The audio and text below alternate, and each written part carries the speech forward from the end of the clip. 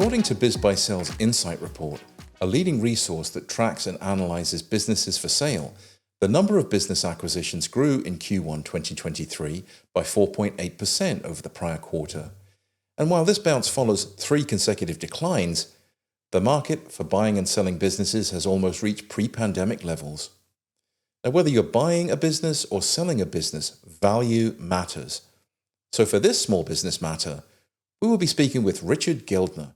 He's an accredited senior appraiser who's provided valuation advisory services since the early 90s, and he specializes in the valuation of privately held companies and tangible assets.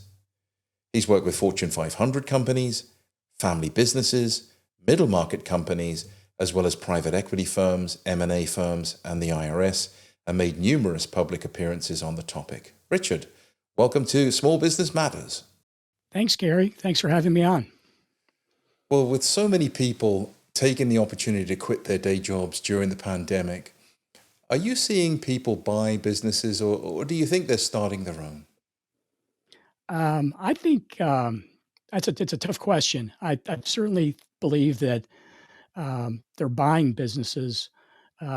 Starting businesses in this environment certainly, I think, has been a challenge, particularly given the economic conditions. Although, as you cited earlier, their conditions are improving in terms of business transaction activity. For small business owners listening and who are considering selling their business, what are some of the biggest mistakes that you see business owners making prior to a sale? Business owners, I would say, lack of preparation is probably the biggest mistake.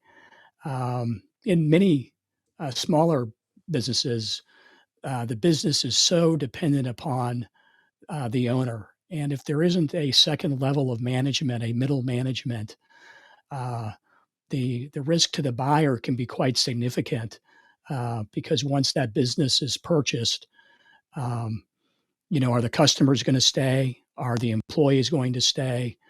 And oftentimes that owner is the glue that makes that business really stick. So putting plans in place and building out your management team well prior to selling your business, I think can certainly pay dividends. Another area is customer dependence. If you have a business that is dependent upon 1 or 2 customers for 30 to 50% of your revenue, that's going to be viewed as significant risk to a potential buyer. So you want to really be building that business so that it can be assumed by somebody else. You don't really want to have yourself so entangled with it that it's going to fall apart whenever the sale is made. Is that what I'm hearing? Exactly. And with those risks, that translates into a lower price multiple and usually a lower offer for the business, or some kind of an earn-out where the owner is obligated to stay on for a longer period of time to ensure a smooth transition. And of course, many business owners, the reason they're selling their business is they don't want to do it anymore. So again, it can be a little problematic. When I watch Shark Tank, as I'm sure you have, the sharks always mention this formula for calculating business value. Can you explain that to us a little? Sure. Yeah, I love Shark Tank, and I think one of the price multiples that they will bat around on the show is a multiple of revenues, and sometimes the numbers are really, really high, like 20 times the revenue. And most smart investors, like the sharks, they're really not buying revenues. You can't put revenues in your pocket. Investors are buying the profits or the future cash flows of the business. And on Shark Tank, you'll see that the sharks are jotting down, notes in their little black notebooks, their little notepads, and we don't get the benefit of seeing exactly, what they're thinking or what they're jotting down. But they're probably estimating how long it's going to be until those businesses become stable and earn profits, and they're looking at discounting what that value might be for the risk and the amount of time needed to get that business to stabilization. Now, the example that I just went through is for a business that's fairly young. And a lot of the businesses on Shark Tank are very young businesses. There are times when a more mature business will come on Shark Tank for various reasons. And you'll note that at that point, the sharks are talking about a multiple of profits, EBITDA, for example, which is earnings before interest, tax, depreciation, and amortization. It's a profit measurement. And they'll be talking about a multiple of earnings. And that's more common in the valuation of businesses and in the sale of businesses. Again, unless you're talking about ones that are more of a startup. Of course, also with the sharks know that they have the backing of their name and their experience. So the businesses that they're investing in, generally have a greater chance of success as well. Yeah. So what methods, whenever you go in to value a business or appraise a business, what methods are commonly used? Sure. There's three approaches really, which are similar to the approaches that are used in real estate appraisal. The first is a cost or asset based approach, which estimates what the business would be worth if liquidated. Think of the going out of business sale. Turn out the lights, the party's over. This approach gives very little value or no value to the goodwill of the business or the intangible assets like name, reputation, customer relationships, the existing personnel.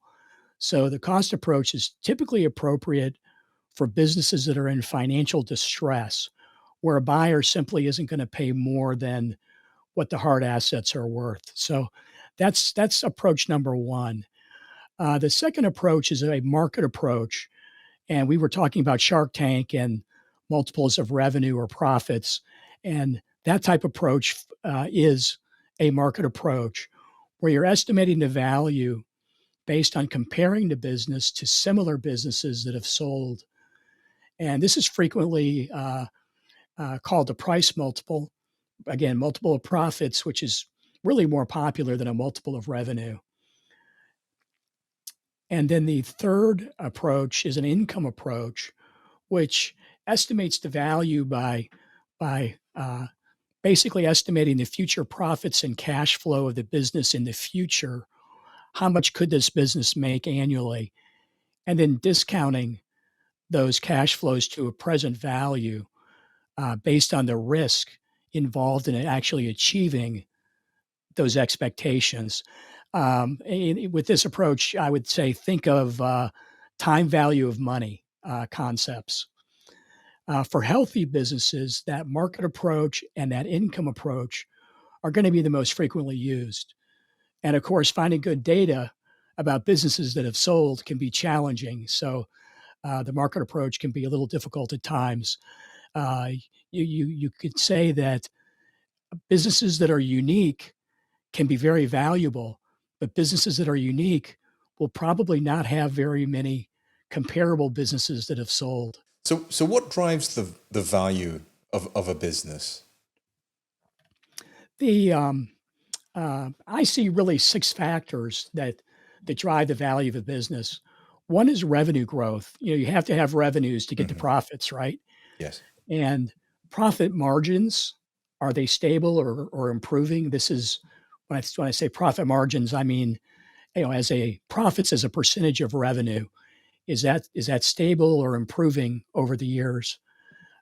Asset utilization or asset usage, that's our third key factor. You generally have to reinvest more of your profits in asset intensive businesses. These would be businesses that have perhaps a lot of machinery and equipment that needs to be replaced frequently. Those will tend to have a lower price multiple because you're not able to take out as much of the profit into your pocket each year. Um, and then there's debt leverage. Some business owners are very aggressive with the use of debt.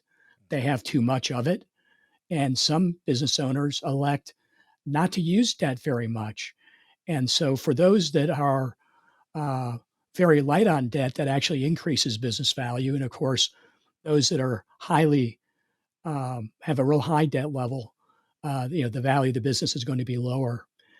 And then there's business risk. This goes back to our conversation earlier about key person dependence or customer dependence.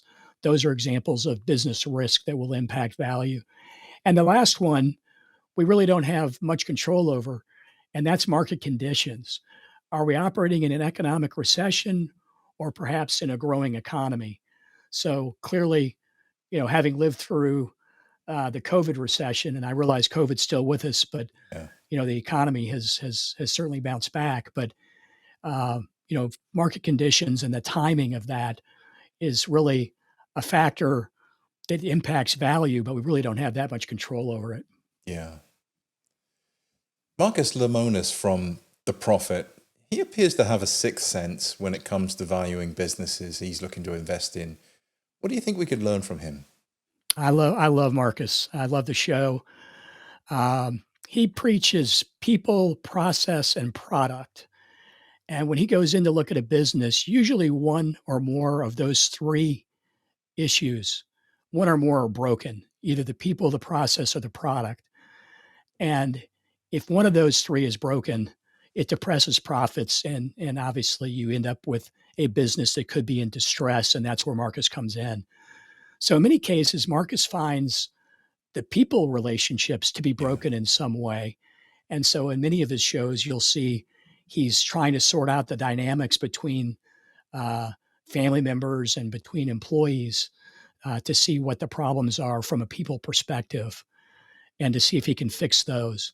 Sometimes he finds processes that are, inefficient or inconsistent where the quality, just isn't there every time. And of course, he also looks at products to see whether those products are actually serving the customer's needs in a good way. And so I like his people, process, product mentality. Yeah, he seems to approach things with a great deal of empathy. I mean, when he's having those hard conversations with the owners or partners, he has a way of just putting things out there in a plainly spoken way. He isn't afraid to have the hard conversation and keep it real. And I love the show too. I think we could all learn a lot from him just by watching. It's amazing how he's able to diffuse situations. He really does a great job. So you've been involved in evaluating businesses and appraising businesses for some time. Is there a business that stands out to you, maybe as the most interesting or most unusual that you had your hand in buying or selling? The most interesting. Oh boy, I've had several. I'm going to go back to one that was very early in my career. A business where the owner died and the son inherited the business, and he was an attorney, the son, and he actually wanted to go to seminary to become a priest, an Episcopal priest, and he hadn't shared that with his father before his father died, and this business has landed in his lap, and he didn't really know much about the business or how to run it.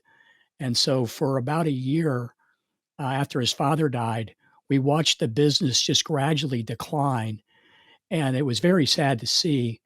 It was a company that specialized in cleaning manufacturing equipment in a particular sector, and so I found the niche to be very interesting in terms of the type of business it was, but it was really the story of what happened to that business that stands out the most to me. And what I didn't know at the time is they had obviously failed to plan the exit.